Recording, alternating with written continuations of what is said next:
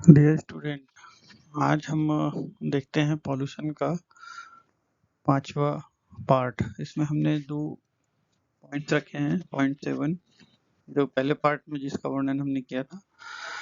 तो ये जो सातवां पॉइंट है, पाथवे ऑफ पॉल्यूशन या हम पॉल्यूटेंट्स कह सकते हैं, और दूसरा है आठवां जो नंबर में दिया हुआ है हमने, प्रिवेंशन एंड रेमेडीज। तो आगे चलते हैं, इसको समझते हैं विस्तार से। यहाँ पर आगे चलने से पहले थोड़ा समझ लें कि एक सोर्स से कहीं से भी यदि पोल्यूटेंट निकलेगा तो वो निकला तो उसको हम एमिशन कहते हैं। ट्रांसपोर्ट मतलब वो इधर उधर फैलता है, उसको हम ट्रांसपोर्ट कहेंगे। और डिपोजिशन मतलब यदि गैस है जैसे, तो निश्चित है कोई रिएक्शन करके वो कोई मिनरल में कन्वर्ट हो जाएगी, या फिर एटमॉस्फेयर में कंसंट्रेशन बन जाएगा, स्थिर हो जाएगी। तो इस तरह से वो डिपोजिटेड कहलाएगी। डिपोजिशन जो है वही डिपोजिटेड या वही जो पोल्यूटेंट्स हैं वो कैप्चर हो जाते हैं, कैप्चर किए जाते हैं लिविंग बीइंग के द्वारा, और वो वहाँ इफेक्ट डालते हैं। तो उसको हमने यहाँ लिखा है, जो इफेक्ट है वो कैप्चर एंड अपटेक हो जाता है वातावरण जीवों द्वारा। इफेक्ट डालते हैं वो इंडिविजुअल से इकोसिस्टम पे।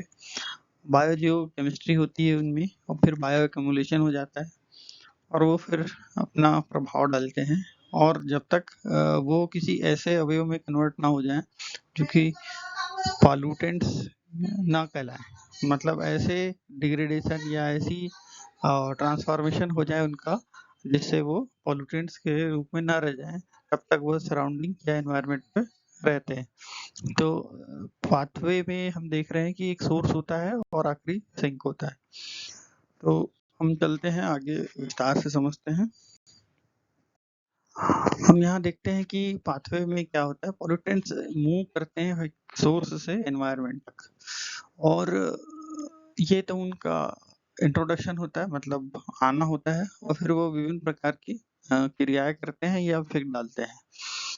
तो क्रियाएं करते हैं, उसके बाद सेकेंडरी पॉल्यूटेंट बनते हैं, और फिर वो भी अपना प्रभाव डालते हैं। तो इस तरह से पाथवे हम शुरू करते हैं कहाँ से, जहाँ से सोर्स है, और जहाँ सिंकिंग हो जाएगी, जहाँ वो इकट्ठे हो जाएंगे, आखिरी में बने रहेंगे। तो और बीच में जो क्या है, वो क्या इफेक्ट डालते हैं, क्या क्या रिएक्शन करते हैं, चाहे लिविंग बीइंग के अंदर हो या वातावरण के साथ रिएक्शन करके, या चीजें जो भी होती है वो सब उसके पाथवे में आएगा। तो जो पाथवे है, प्राइमरी रेसिपिएंट जो होगा वो एक होगा जहाँ पर वो चीजें आएंगी, जैसे वो हो सकता है वाटर हो, एयर हो, सॉइल हो, और फिर वहाँ पर वो अपना प्रभाव डालते हैं, आगे रिएक्शन करते हैं, जो भी करते हैं। तो इस तरह से पॉल्यूटेंट्स जो है वो फाइनली जब तक कि डिग्रेड नहीं हो जाते किसी ऐसे फॉर्म में जिससे कि वो नुकसानकारक नहीं हो जाते, तब तक वो पॉल्यूटेंट्स कहलाते हैं। वंस यदि जैसे ही वो एनवायरनमेंट में रिलीज हो जाते हैं, उनका इफेक्ट को कम करने के हम यहाँ चार तरीके देखते हैं। डिस्पर्सन कर लें, उस चीज का डिस्पर्सन हो जाए, डाइल्यूशन हो जाए, डिपोजिशन हो जाए, डिग्रेडेशन हो जाए। इन चार चीजों के द्वारा ही वो पॉल्यूटेंट्स पॉल्यूटेंट्स नहीं रह जाएंगे, या कहना चाहिए कमी हो जाएगी। अब यहाँ हमने एक बाजू में एक डायग्राम बनाया जिसमें हम देखते हैं पॉल्यूशन के साथ क्या होता है। तो पॉल्यूशन का या तो डिग्रेडेशन होगा, या वोलेटाइजेशन होगा, या लीचिंग होगी, या बायोअक्यूमुलेशन होगा, या सिक्वेस्ट्रेशन होगा। तो इस तरह से जो लीचिंग, जिसमें लीचिंग हो सकती है लीचिंग होगी, वोलेटाइजेशन जिसका हो सकता है वोलेटाइजेशन होगा, सिक्वेस्ट्रेशन जिसका हो सकेगा सिक्वेस्ट्रेशन होगा, बायोलॉजिकली एक्यूमुलेशन जिन पॉल्यूटेंट्स का हो सकेगा उन्हीं का होगा। तो ये अलग अलग पॉल्यूटेंट्स के लिए अलग अलग इफेक्ट वो होता है, मतलब उनका फेट, उनका भविष्य अलग अलग हो सकता है। जैसे गैसेस हैं तो वो गैसेस एनिमल्स और प्लांट्स द्वारा एक्यूमुलेट हो जाएगी। और जैसे कार्बन डाइऑक्साइड का सिक्वेस्ट्रेशन एक टॉपिक आता है, वो जानते हैं हम लोग कि कार्बन डाइऑक्साइड का सिक्वेस्ट्रेशन करना। तो कार्बन डाइऑक्साइड जो है सिक्वेस्ट्रेशन प्लांट्स द्वारा होता है और मिनरल द्वारा होता है। यदि कैल्शियम ऑक्साइड है तो कार्बन डाइऑक्साइड को शोषित करके कैल्शियम कार्बोनेट बना लेता है। इस तरह से सिक्वेस्ट्रेशन हो सकता है। पौधे कार्बन डाइऑक्साइड से भोजन बना लेते हैं, वो भी एक सिक्वेस्ट्रेशन होना होता है। ब्लीचिंग मिनरल्स का ही होगा। वोलेटाइजेशन जो है, जो उड़ सकता है उसका वोलेटाइजेशन होगा। डिग्रेडेशन उसका होगा जो केमिकली डिग्रेडेड हो जाए या बायोलॉजिकली डिग्रेडेड हो जाए, तो उनका डिग्रेडेशन होगा और उस फॉर्म में। तो इस तरह से अलग अलग पोल्यूटेंट्स के अलग अलग वेज होंगे जो उसके फेट को निर्धारित करेंगे। आगे चलते हैं। अब हम देखते हैं पॉल्यूशन के प्रिवेंशन के और रेमेडीज के क्या हमारे पास साधन हैं, कैसे हम कर सकते हैं। रेगुलेशन और पॉलिसीज बनाई जाती है सरकार द्वारा, है ना। और उसका रेगुलेशन के लिए बहुत सारे नियम कानून हैं जो पॉल्यूटेंट्स के प्रिवेंशन और रेमेडीज के ऊपर बात करते हैं या बताते हैं। तो अल्टरनेटिव एनर्जी सोर्स का हम उपयोग कर सकते हैं, जैसे कि तरीका है, यह एक प्रिवेंशन होगा कि हम कैसे प्रिवेंट करें। तो अल्टरनेटिव एनर्जी सोर्स का उपयोग करें, फॉसिल फ्यूल को ना जला के सोलर, विंड आदि एनर्जी, हाइड्रो इलेक्ट्रिक पावर का उपयोग करके हम प्रदूषण थोड़ा सा कम कर सकते हैं। वेस्ट का मैनेजमेंट, जितने भी सॉलिड वेस्ट हैं जिनको रिसाइकिल कर सकते हैं या जिनको हम डिग्रेड कर सकते हैं या जिनको हम कम कर सकते हैं किसी भी तरीके से, तो हम सॉलिड वेस्ट का मैनेजमेंट करेंगे। तीसरा, हमें एफॉरेस्टेशन करनी है, रिफॉरेस्टेशन करें। प्लांट्स यदि ज़्यादा होंगे तो एनवायरनमेंट पे ज़्यादा अच्छा साफ रहेगा, सॉइल का इरोजन कम होगा और भी बहुत सारी चीज़ें हमें लाभकारी चीज़ मिलेगी। यहाँ अगला टॉपिक लिखा है ग्रीन ट्रांसपोर्टेशन। पब्लिक को इनकरेज करना है ट्रांसपोर्टेशन के लिए कि जो व्हीकल, इलेक्ट्रिकल व्हीकल का उपयोग करें या अन्य किसी साधन जिसमें कि ट्रांसपोर्ट से हम जो एमिट कर रहे हैं पोल्यूटेंट तो ना हो, कम हो जाए, तो उसको ग्रीन ट्रांसपोर्टेशन के नाम से हम जानते हैं। आगे चलते हैं। अब हम देखते हैं कि वाटर का ट्रीटमेंट यदि हम करें तो वाटर पोल्यूशन का बहुत सारा समस्या का निराकरण हो सकता है, वाटर ट्रीटमेंट किया जा सकता है।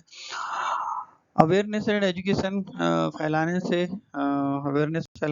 जागरूकता फैलाने से हम थोड़ा सा पोल्यूशन को काफ़ी प्रभावी रूप से कम कर सकते हैं। यदि लोग जागरूक होंगे तो वो पोल्यूशन कम होगा।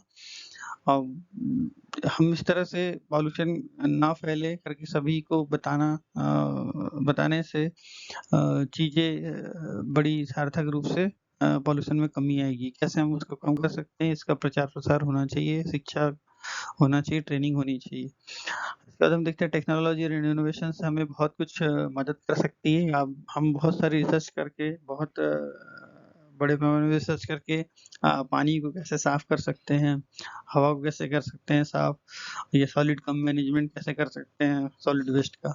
यदि हम सब चीज़ों का अच्छे से रिसर्च करें तो काफ़ी पॉल्यूशन पे कंट्रोल पाया जा सकता है।